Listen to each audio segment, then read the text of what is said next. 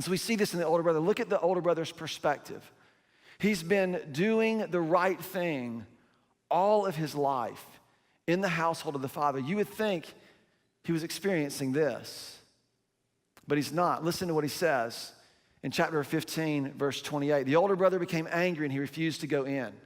He just crossed his arms and said, I'm not going in there. I can't believe my dad would throw this kid a party after all that he's done. He deserves what? Something.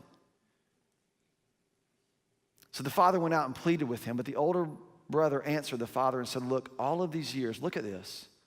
All of these years I've been slaving for you. And I've never disobeyed your order. I have done the right thing all the time, every time, and it has felt like slavery.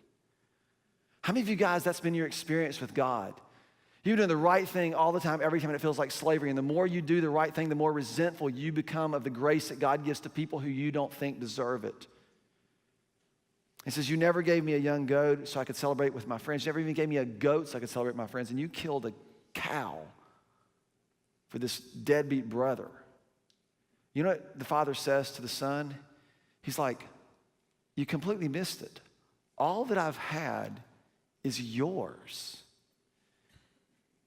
You had the freedom of this, but you chose to live like this.